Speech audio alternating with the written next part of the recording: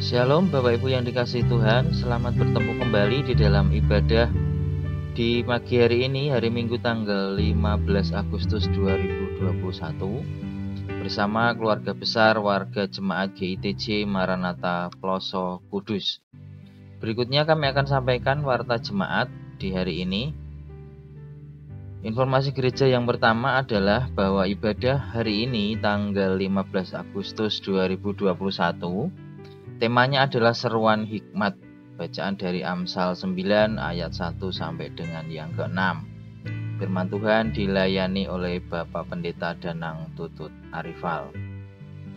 Untuk ibadah minggu depan tanggal 22 Agustus, temanya adalah menjadi Kristen yang menang. Bacaan dari Efesus 6 ayat 10 sampai 20. Juga dilayani oleh Bapak Pendeta Danang Tutut Arifal. Ibadah masih kita jadwalkan secara online, namun jika nanti ada perkembangan kami akan sampaikan kepada jemaat melalui media grup jemaat supaya jemaat tahu perkembangannya.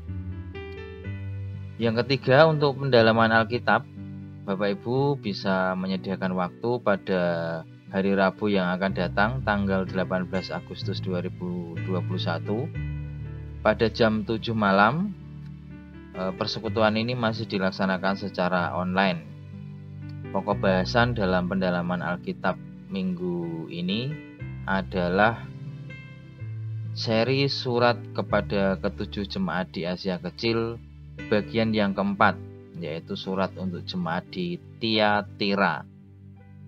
Bacaan masih lanjutan dari minggu yang lalu, Wahyu 2 ayat 18 sampai 29. Berikutnya untuk data persembahan, Bapak Ibu silahkan dibaca di warta jemaat yang kami bagikan di media WA grup jemaat. Kami sampaikan terima kasih atas persembahan yang sudah diberikan kepada Tuhan melalui gereja. Kiranya Tuhan senantiasa melimpahkan berkat kepada seluruh jemaat. Dan apabila ada koreksi, Bapak Ibu silahkan untuk menghubungi majelis gereja. Mohon dukung dan doakan Bapak Ibu sekalian di dalam doa pribadi, doa keluarga, maupun dalam doa-doa persekutuan untuk kegiatan penginjilan, baik itu media-media yang digunakan ataupun penginjilan secara langsung, juga untuk pemeliharaan Tuhan kepada jemaat, pekerjaan, usaha, dan lain sebagainya, supaya jemaat Tuhan terus diberkati. Program-program gereja, kemudian ada pelunasan pembelian rumah depan gereja, juga untuk pemulihan kesehatan bagi jemaat yang sedang mengalami lemah fisik karena sakit atau karena usia lanjut. Juga tak henti-hentinya kita berdoa bagi bangsa dan negara, khususnya dalam menangani pandemi COVID-19. Jemaat Tuhan yang berulang tahun di pekan ini, kami sampaikan selamat ulang tahun. Yang pertama ada Ibu Agustina Diah Maya Dewi tanggal 16 Agustus. Ada Ibu Suprihati tanggal 19 Agustus. Bapak Harnoto tanggal 19 Agustus. Saudari Clarissa Karina Chandra pada tanggal 19 Agustus juga. Ada Bapak Purwowidi Nugroho tanggal 21 Agustus dan Ananda Christian Pandu Rombe Utomo juga tanggal 21 Agustus. Kami ucapkan selamat ulang tahun, kiranya sukacita dan berkat Tuhan senantiasa melimpah dalam kehidupan Bapak Ibu dan Saudara sekalian. Demikian warta jemaat yang kami sampaikan. Untuk selanjutnya kami sampaikan selamat beribadah, Tuhan Yesus memberkati. Sidang jemaat yang dikasihi Tuhan, selamat berjumpa kembali di dalam persekutuan ini. Kita tahu bahwa di setiap waktu Allah hadir bagi kita. Sepanjang minggu ini kita dapat melihat kebaikan Allah. Dan jika kita ada saat ini, itu semua semata-mata karena anugerah-Nya. Maka marilah kita datang kepadanya melalui peribadatan ini dengan penuh syukur dan sukacita. Ibadah minggu ini berlangsung atas pertolongan yang datang dari nama Tuhan yang menciptakan langit dan bumi. Amin. Kidung Jemaat nomor 17, Tuhan Allah hadir.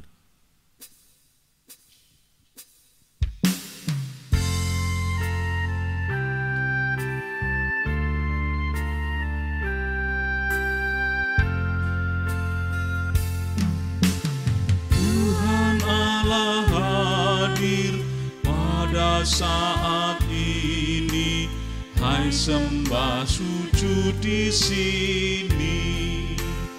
Diam dengan hormat, tubuh serta jiwa, tunduklah menghadap Dia. Marilah umatnya, hatimu serahkan dalam kerendahan.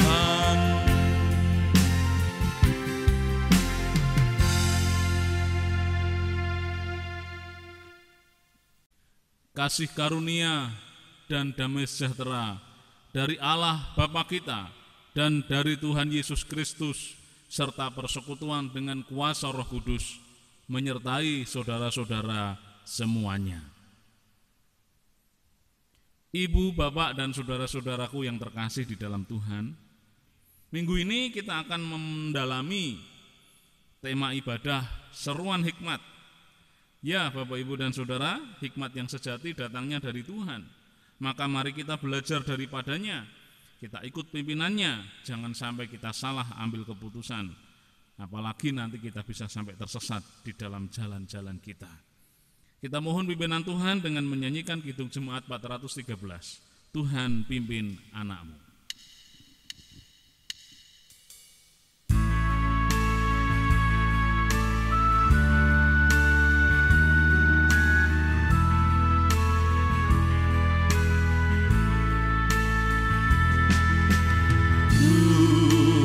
Pimpin anakmu agar tidak tersesat, akan jauhlah seteru bila kau tetap dekat. Tuhan harus hidup menderas, agar jangan ku sesat, pegang tanganku erat.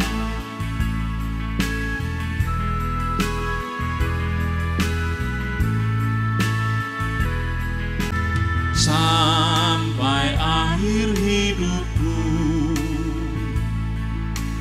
Tuhan pimpinku terus.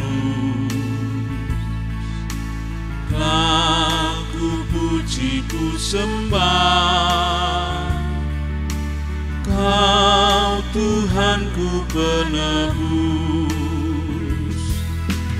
Tuhan pimpin, arus hidup menderas, agar jangan ku sesat, pegang tanganku erat.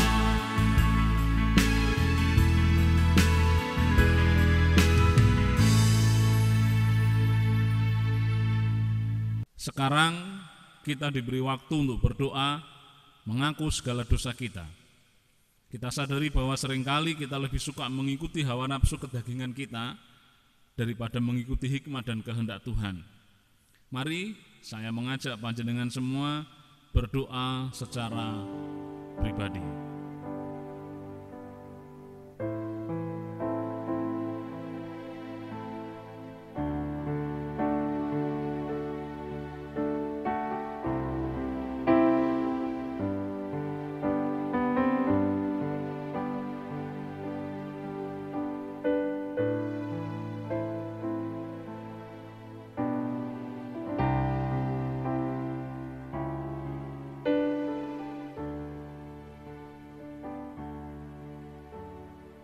kita nyanyikan Kidung Jemaat nomor 30A, Angin Ribut Menyerang.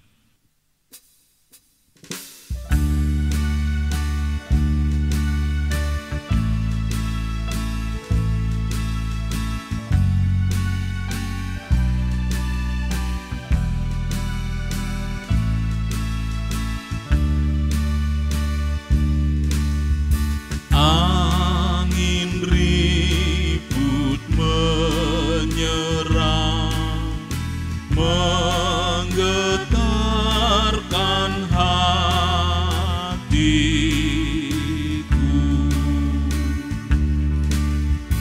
ombak ganas menerjang, aku lari padamu.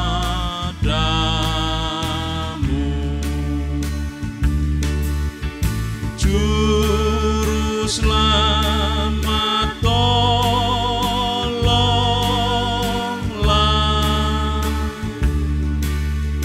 dan pandukan hidupku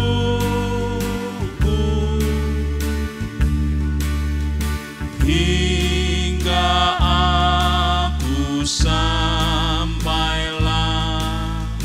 di labuhan yang teduh.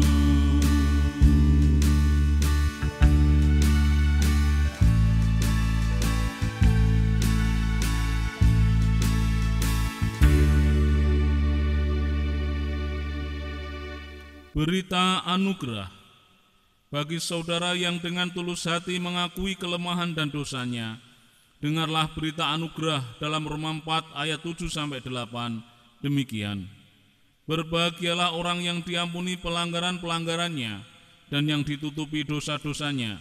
Berbahagialah manusia yang kesalahannya tidak diperhitungkan Tuhan kepadanya. Syukur bagi Allah. Sebagai orang-orang yang telah ditebus Tuhan dan memiliki kehidupan yang baru, marilah kita mendalami petunjuk-petunjuk hidup baru yang terdapat di dalam sabda dan kebenaran firman Tuhan sebagai pedoman hidup kita. Sebelum kita membaca dan merenungkan firman Tuhan, marilah kita berdoa memohon hikmat-Nya.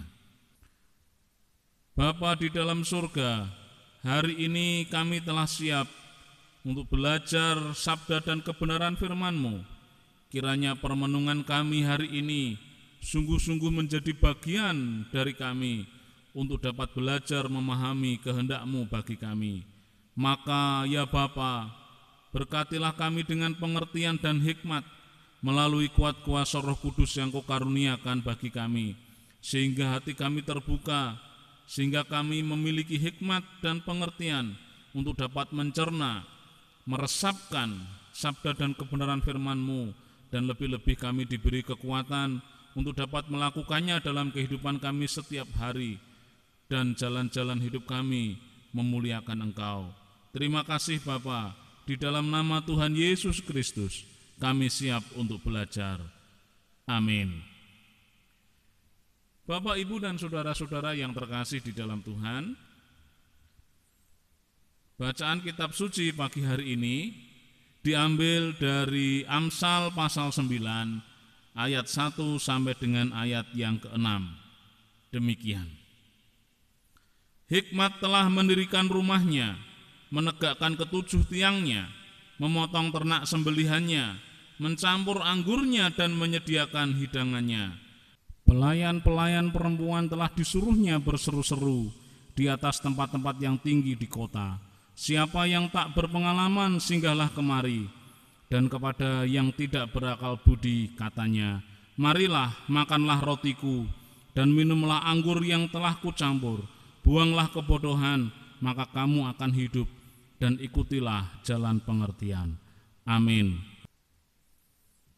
Ibu, bapak, dan saudara yang terkasih di dalam Tuhan, hidup adalah pilihan. Kita sudah sering mendengar itu. Ya, setiap hari kita akan dihadapkan pada pilihan-pilihan, saudara.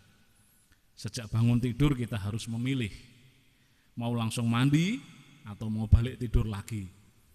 Begitu pula saat kita sudah mulai sarapan, kita juga harus memilih, mau makan sayur atau makan gorengan, mau makan yang sehat atau makan yang junk food. Itu baru hal-hal sederhana di dalam kehidupan kita, belum soal-soal yang lebih rumit dan kompleks. Misalnya soal pekerjaan, soal jodoh, soal kita ingin membeli sesuatu dan lain sebagainya. Nah, kualitas hidup kita seringkali ditentukan pula dari kualitas pilihan kita. Setiap keputusan yang kita ambil berpengaruh besar dalam kehidupan kita di masa yang akan datang. Bukankah hidup kita yang sekarang juga adalah hasil keputusan kita, hasil pilihan kita di masa yang lalu? Itulah sebabnya penting bagi kita untuk berpertimbangan dalam mengambil keputusan dan menentukan pilihan. Hari ini kita mau belajar dari ajaran kitab Amsal, khususnya pasal 9 ayat 1-6 sesuai bacaan kita, untuk mengambil keputusan dengan benar, untuk memilih atau menentukan pilihan hidup dengan benar. Bagaimana caranya? Yang pertama, saudara, ikutilah jalan hikmat. Ayat 1 sampai dengan ayat yang kelima. Ya, kita perlu hikmat untuk mengambil keputusan. Kalau kita lihat kata hikmat dalam Kamus Besar Bahasa Indonesia, hikmat itu dikaitkan dengan kebijaksanaan. Sedangkan kata dasar bijaksana di dalam Kamus Besar Bahasa Indonesia artinya kepandaian menggunakan akal budi, pengalaman dan pengetahuan. Atau bisa juga bijaksana itu artinya cakap bertindak saat menghadapi situasi-situasi tertentu. Di dalam Amsal pasal 9 yang kita pelajari sekarang, kata hikmat diterjemahkan dari bahasa Ibrani hokma, yang secara harafiah berarti pengertian atau pemahaman. Istilah hikmat atau hokma dalam kitab Amsal ini memiliki makna yang sangat dalam, bukan hanya sekedar pengertian atau pemahaman. Hikmat selalu dikaitkan dengan Taurat, dengan firman Tuhan, dengan hukum Tuhan. Kalau panjenengan baca di dalam ayat yang ke-10, dikatakan di sana permulaan hikmat adalah takut akan Tuhan dan mengenal yang Maha Kudus adalah pengertian. Karena hikmat yang terkait dengan Taurat atau firman ini selalu berasal dari Tuhan. Mari kita lihat lebih dalam. Ayat yang pertama, hikmat digambarkan telah mendirikan rumah dengan 7 tiang. Kita tahu Bapak Ibu dan Saudara bahwa di dalam Alkitab angka 7 adalah lambang kesempurnaan. Rumah di dalam Alkitab adalah lambang perlindungan, tempat perteduhan. Sastra Ibrani sering menggambarkan Tuhan sebagai tempat perlindungan dan tempat perteduhan. Daud di dalam Mazmur berkata, "Aku akan diam dalam rumah Tuhan sepanjang masa." Ada perlindungan di sana. Jadi rumah yang bertiang 7 adalah perlindungan yang sempurna. Hikmat itu adalah perlindungan yang sempurna. Di dalam hikmat ada kesempurnaan. Dan hikmat di sini yang dimaksud oleh Amsal adalah hikmat yang bersumber dari Tuhan. Hikmat yang terkait dengan Taurat dan firman Tuhan. Di dalam ayat yang kedua, hikmat digambarkan sedang menyiapkan jamuan makan. Ia memotong ternak sembelihan, mencampur anggur dan menyediakan hidangan. Nampaknya akan ada pesta di sana. Nah, ketika semua sudah siap, pelayan-pelayan perempuan disuruh untuk memanggil orang-orang yang tak berpengalaman, orang-orang yang tak berakal budi untuk singgah. Ayat yang ketiga, pelayan-pelayan perempuan telah disuruhnya berseru-seru di atas tempat-tempat yang tinggi di kota. Ayat yang keempat, siapa yang tak berpengalaman singgahlah kemari, dan kepada yang tak berakal budi. Nah, saudara-saudara yang dikasihi Tuhan, untuk apa orang-orang yang tak berpengalaman dan tak berakal budi itu disuruh singgah? Untuk makan roti dan minum anggur yang telah disiapkan. Ayat yang kelima. Setiap orang yang merasa tak berpengalaman, tak berakal budi, mari mampir, masuk dan ikutlah jamuan. Tentu tidak hanya hadir, tetapi ikut pula makan roti dan minum anggur yang disediakan oleh dalam tanda kutip hikmat itu. Menarik sekali Bapak Ibu dan Saudara. Kalau kita lihat prinsip dari perumpamaan ini,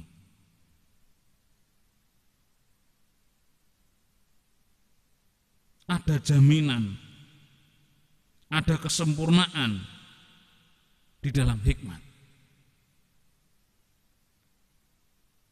Orang yang berhikmat pasti dapat memutuskan sesuatu dengan benar. Dan dalam keputusan yang benar itu pasti ada keberhasilan. Ingat bahwa hikmat di sini adalah Taurat Tuhan. Pengertian yang berdasarkan firman Tuhan berarti kalau orang memutuskan sesuatu dengan hikmat, keputusannya berdasarkan firman Tuhan, berdasarkan hukum-hukum Tuhan, sesuai dengan hukum Tuhan, maka keputusannya pasti akan berhasil. Dalam keputusan yang berhasil pasti ada keamanan, ada perlindungan. Supaya kita dapat memiliki hikmat sejati, kita harus menempatkan diri sebagai orang yang tak berpengalaman dan sebagai orang yang tak berakal budi. Ayat yang keempat. Jadi kita harus merasa sebagai orang yang lapar dan haus. Sehingga ketika perempuan-perempuan itu menawarkan roti, menawarkan jamuan, wah saya mau ikut, saya mau makan karena saya masih lapar, saya masih haus. Wah saya mau belajar hikmat, saya mau menyelidiki jalan-jalan Tuhan, saya mau memahami kehendaknya. Kenapa? Karena saya masih merasa belum pandai dalam mengambil keputusan. Karena saya merasa saya membutuhkan keputusan yang benar. Saya membutuhkan bekal untuk bisa mengambil keputusan dengan baik. Jadi kita harus merasa menjadi orang yang tak berpengalaman. Nah saudara-saudara yang dikasihi Tuhan, kenapa masih banyak orang yang merasa cukup mampu mengambil keputusan sendiri sehingga tidak mau mengenakan hikmat Tuhan? Saudara, kita masuk poin yang kedua. Agar kita dapat mengambil keputusan dengan benar, yang pertama, kita harus mengikuti jalan hikmat. Yang kedua, kita harus membuang kebodohan, meskipun nampaknya itu baik. Buang, sekalipun nampak baik, sebab itu kebodohan. Nah begini saudara-saudara, ini juga sekaligus menjawab pertanyaan pada poin pertama, kenapa ada banyak orang yang tidak suka mengikuti jalan hikmat. Sebab hikmat adalah keteraturan. Orang tidak suka keteraturan, sebab keteraturan seringkali membutuhkan usaha. Kenapa saya katakan keteraturan? Mengupayakan atau mengkondisikan kehidupan rohani itu perlu latihan terus-menerus. Kita perlu teratur, perlu disiplin untuk dapat mempelajari bagaimana kehendak Tuhan di dalam kehidupan kita.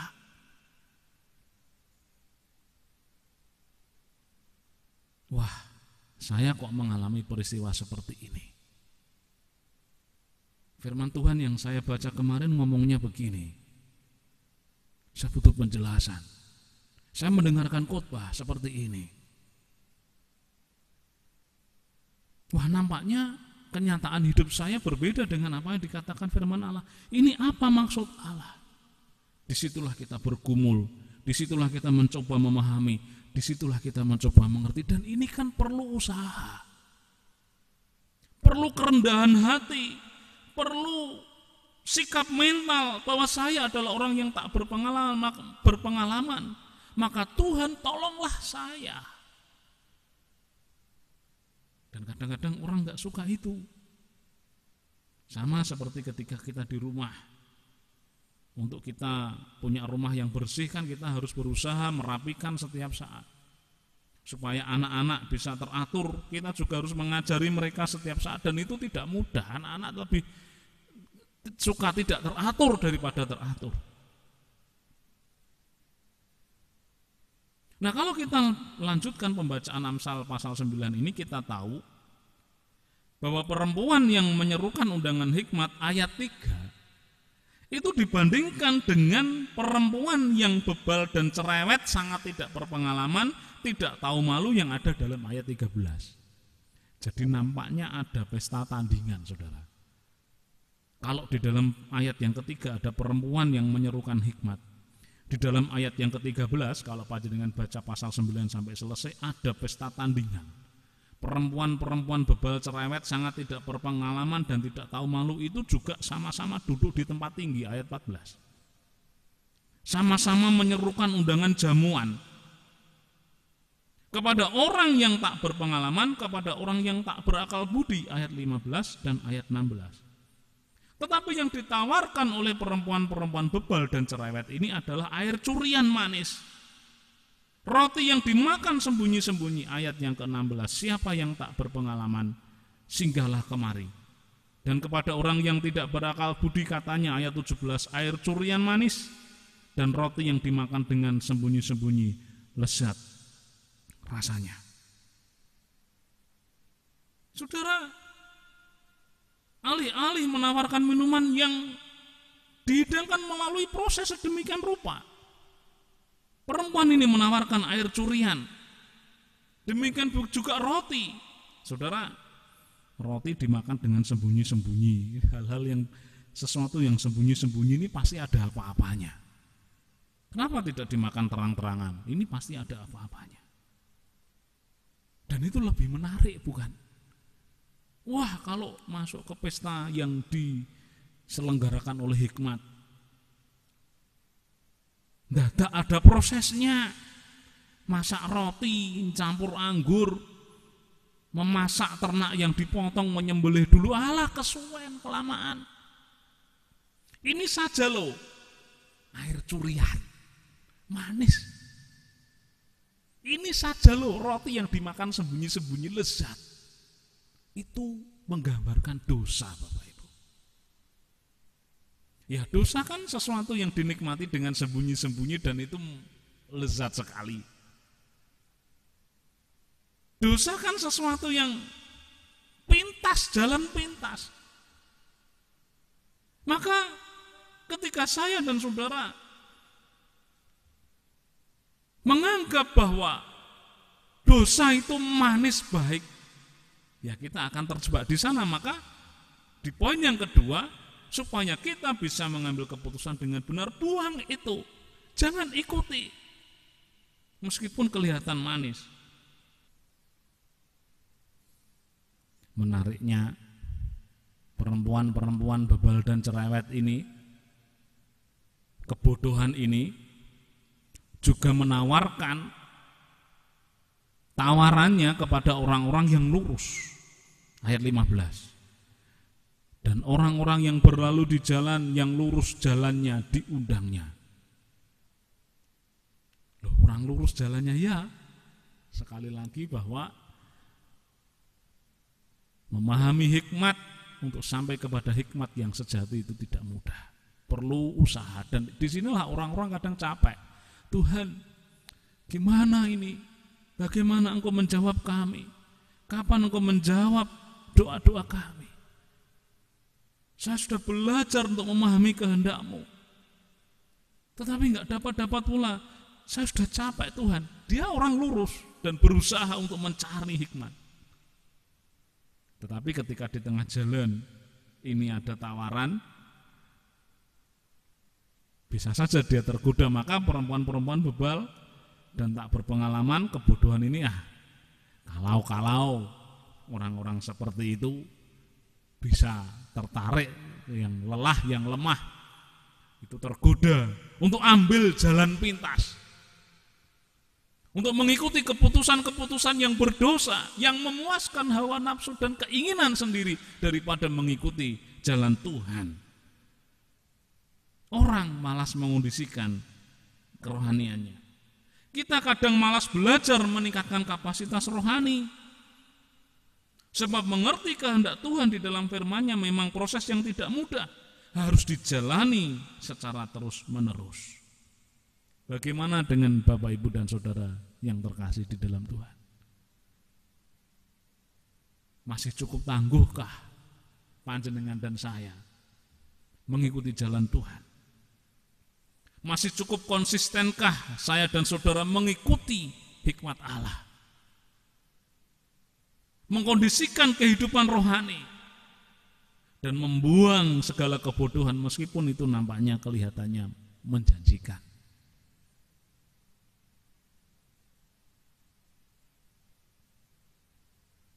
Muara dari dua jalur ini jelas.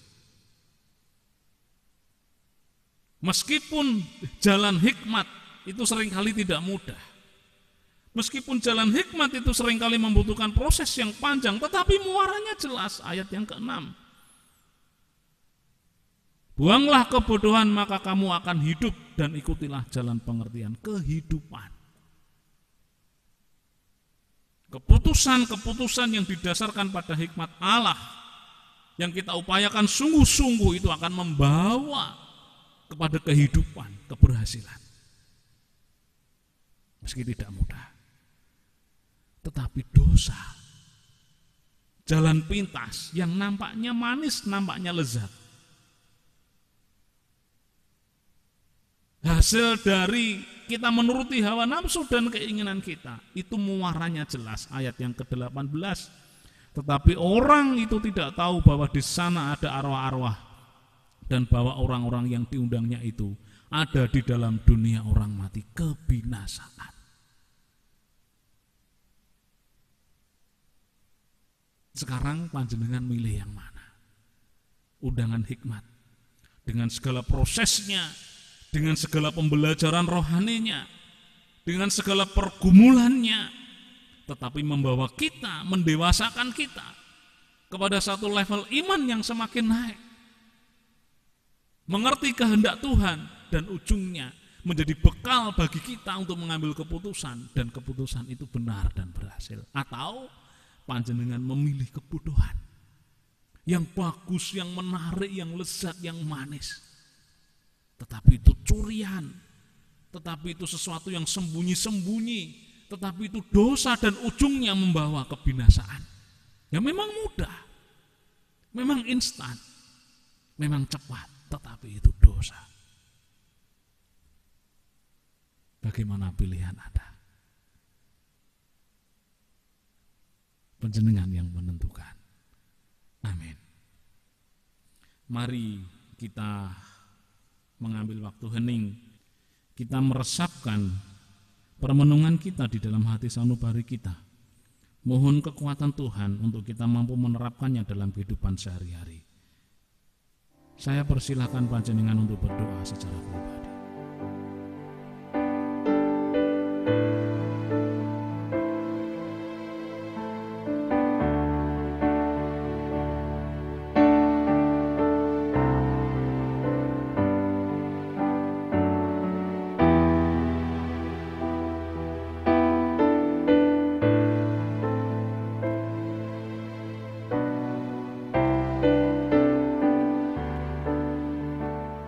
Kami yang di surga, dikuduskanlah namamu, datanglah kerajaanmu, jadilah kehendak-Mu di bumi seperti di surga.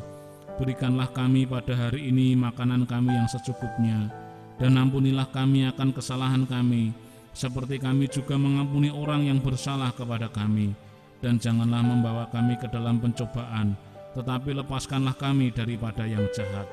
Karena Engkaulah yang mempunyai kerajaan dan kuasa dan kemuliaan sampai selama-lamanya. Amin. Mengakhiri kebaktian ini, mari kita penuhi panggilan hidup Kristen yang sesungguhnya, yang bersumber dari Tuhan dan mewujud nyata dalam laku hidup keseharian kita. Bapak, Ibu, dan Saudara yang terkasih di dalam Tuhan, terimalah curahan berkat-Nya. Tuhan memberkati engkau dan melindungi engkau. Tuhan menyinari engkau dengan wajah-Nya dan memberi engkau kasih karunia. Tuhan menghadapkan wajah-Nya kepadamu dan memberi engkau damai sejahtera. Amin. Kidung Jemaat 347. Haleluya, hormat sepenuhnya.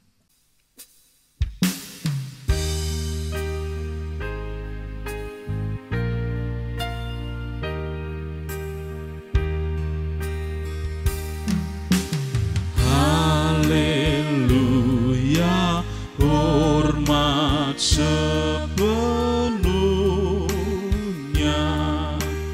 kuasa, hikmat, dan syukur dalam surga maupun dalam dunia. Tuhan layak bagimu. Bila kami kasih-Mu ya Bapa,